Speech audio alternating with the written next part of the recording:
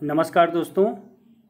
Corona महामारी को ध्यान में रखते हुए सीबीएसई ने कक्षा 9वीं के पाठ्यक्रम में कुछ कटौती की है या कुछ लेसन यहाँ से हटा दिए गए हैं, इस बार नहीं पढ़ना उनको।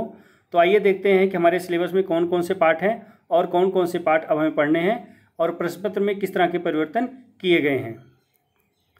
तो हमारे जो सिलेबस में है गद्य खंड में चर्चा करेंगे पहले। तो उसमें 8 चैप्टर हैं।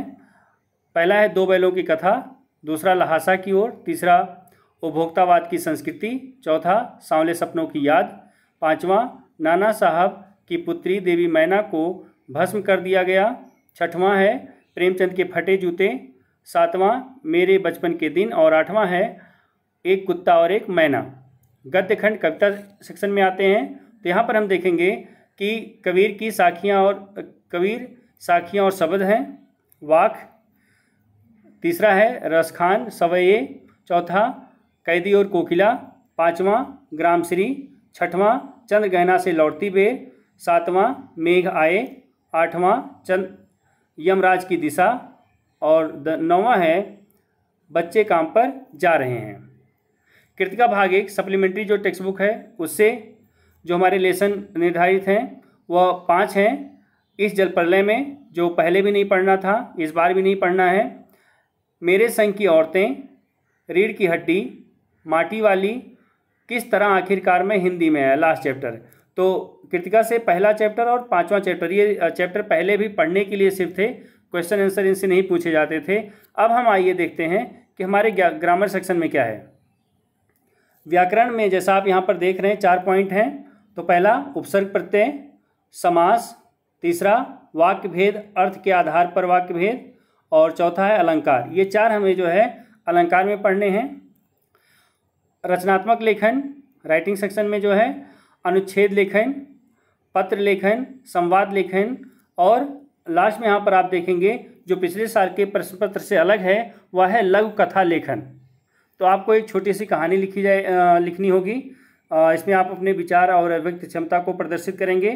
तो आइए हम देखते हैं कौन कौन से चैप्टर हटाए गए इस बार सीबीएसई के द्वारा जो हमें नहीं पढ़ने हैं। तो हमने जैसा आपसे बताया कि गद्य खंड में कुल 8 चैप्टर हैं और 8 चैप्टर में से 4 चैप्टर ऐसे जो हमें नहीं पढ़ने। कौन कौन से नहीं पढ़ने हैं वह है उपभोक्तावाद की संस्कृति, नाना साहब की पुत्री देवी मैना को भस्म कर दिया गया, और तीसरा है मेरे बचपन के दिन, और चौथा है एक कुत्ता और एक मैना। ये 4 चैप्टर आपको नहीं पढ़ने हैं। पढ़ना क्या है? पढ़ना है फर्स्ट चैप्टर 2 बैलों की कथा, उसके बाद ल्हासा की ओर, सांवले सपनों की याद, और चौथा प्रेमचंद के फटे जूते। ये 4 चैप्टर अब हमें पढ़ने हैं।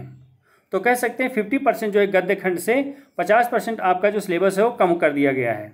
तो आइए देखते हैं कविता में क्या कुछ हुआ है।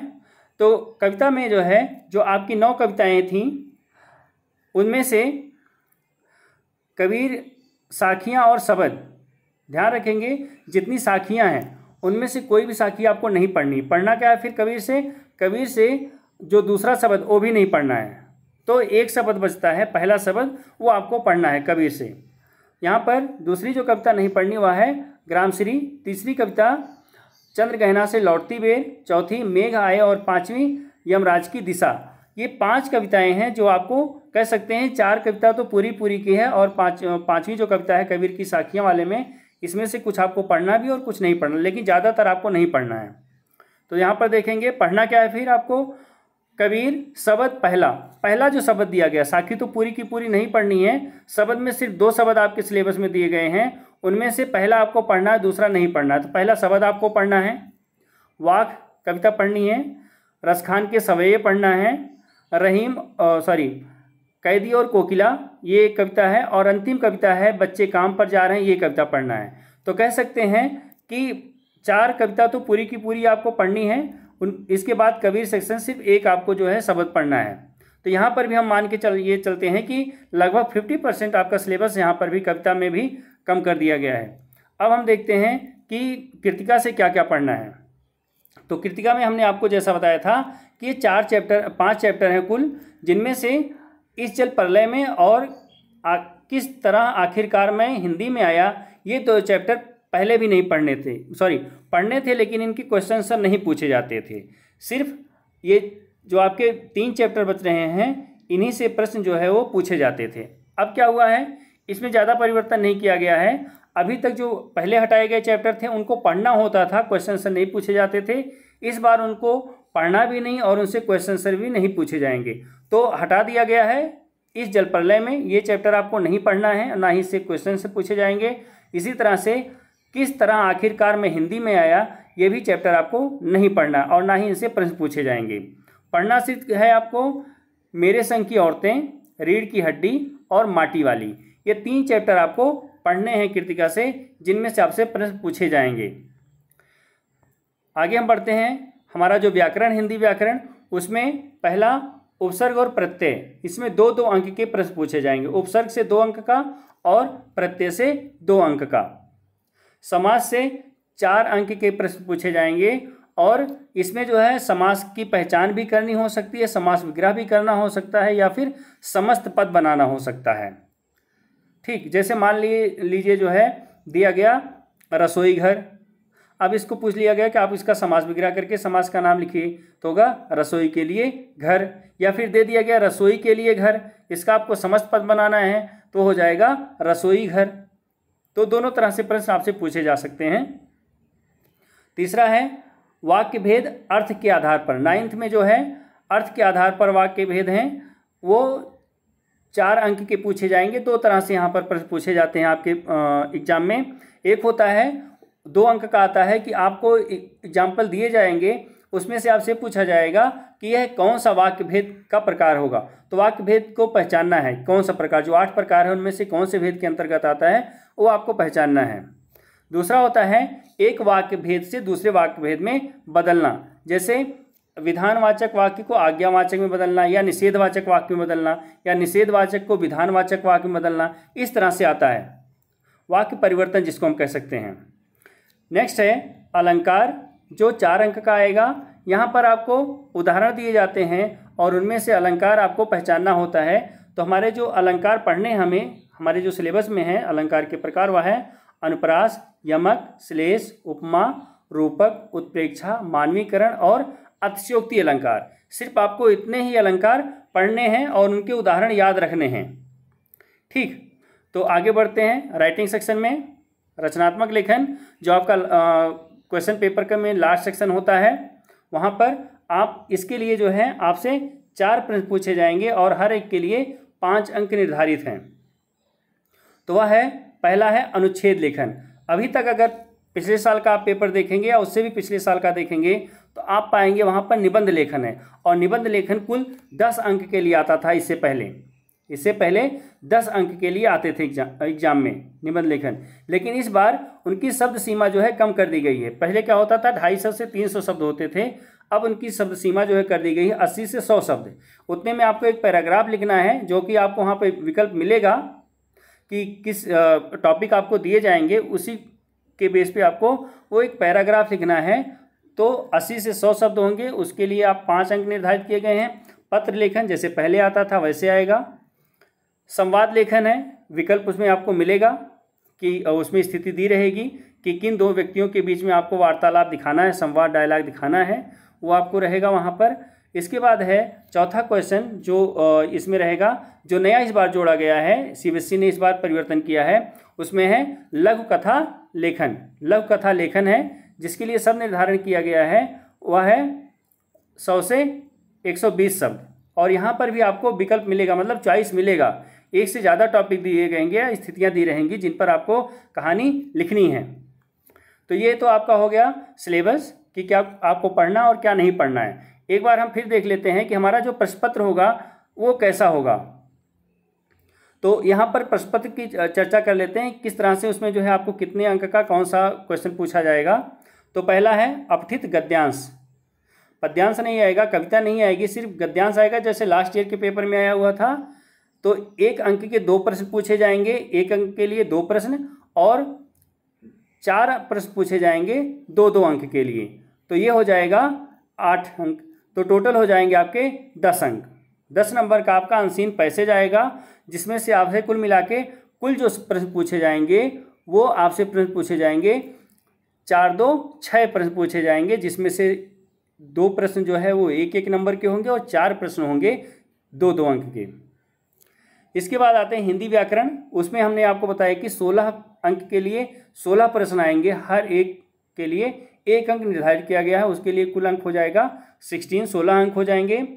पठित गद्यांश जो आपका सीन पैसेज है, जो आपकी टेक्स्ट बुक से होगा वो आप आएगा और उससे रिलेटेड जो है 3 प्रश्न पूछे जाएंगे, हर एक के लिए 2 अंक निर्धारित किया गया है। वो हो जाएगा कुल टोटल 6 मार्क के लिए।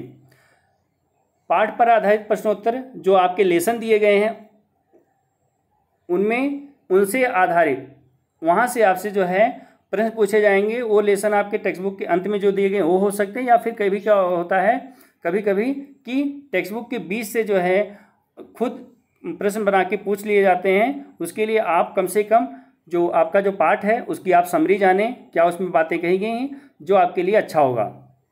तो यहाँ पर 4 प्रश्न पूछे जाएंगे 2-2 अंक के, टोटल अंक हो जाएंगे 8 अंक।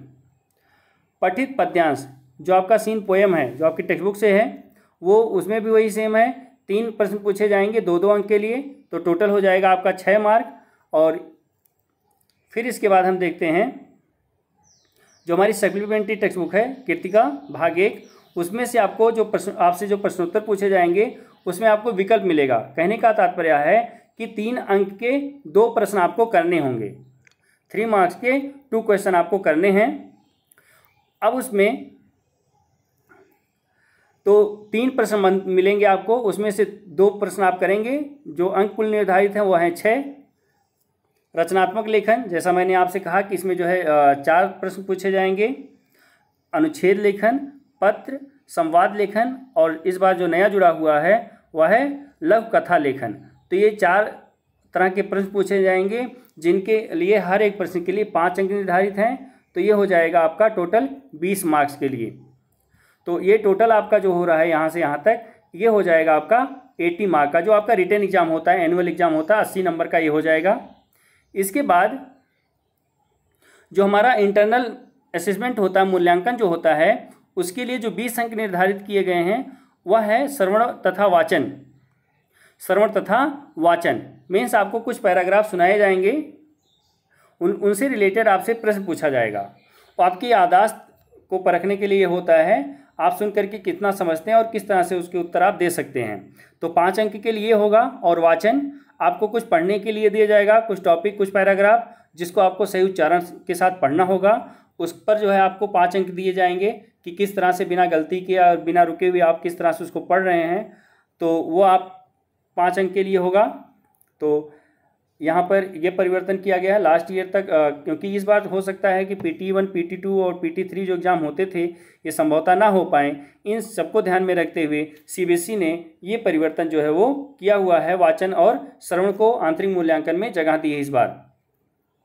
नेक्स्ट है परियोजना कार्य, जो आपके प्रोजेक्ट होते हैं।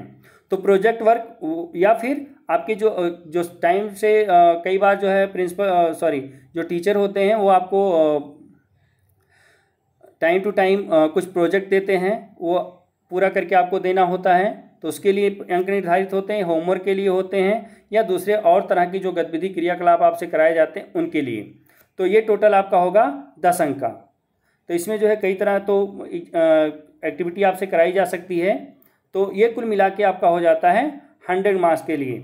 ये आपका एनुअल एग्ज़ाम जो टोटल आपका रिजल्ट बनता है वो इस 100 के आधार पर बनता है, जो आपका 80 नंबर का रिटन एग्ज़ाम होता है और 20 नंबर का आपका इंटरनल असेसमेंट होता है, जो आप स्कूल में रहते हुए टीचर के साथ में गतिविधि करते हैं, और homework, class work, assignment, project, इस तरह के। तो ये टोटल आपका हो गया 100 अंक। तो अब आप समझ गए होंगे कि आपके सिलेबस में क्या कुछ है, क्या कुछ परिवर्तन किया गया है, क्या पढ़ना है और क्या नहीं पढ़ना है। और ये भी आपने जान लिया कि आपका जो एनुअल एग्ज़ाम होगा उसका जो प्रश्न पत्र होगा, उसका जो पैटर्न होगा वो कैसा होगा। तो यहाँ पर इसको आप देख सकते हैं किस तरह का आपका प्रश्न पत्र होगा। और अपने अगर यह मेरा वीडियो आपको पसंद आता है तो अपने दूसरे दोस्तों में भी, अपने क्लास के और दूसरे दोस्तों में भी इसको जो है शेयर करिए, और उनको बोलिए हमारा चैनल जो है सब्सक्राइब करने के लिए, जिससे समय समय पर उनको हिंदी से संबंधित जानकारियाँ मिलती रहें, या फिर जो पाठ हैं उनसे संबंधित बहुत सारे वीडियो ऑलरेडी मैंने बनाए हुए हैं जो इसमें हैं। तो उनको आप देख सकते हैं। मेरे जो यूट्यूब चैनल है हिंदी क्लासेस के नाम से, उसमें आप जाकर देख सकते हैं। ग्रामर से संबंधित बहुत सारी जानकारियाँ उसमें हैं। तो अपने और दोस्तों को कहें मेरा चैनल सब्सक्राइब करने के लिए। मेरा वीडियो देखने के लिए आप सभी लोगों को बहुत बहुत धन्यवाद।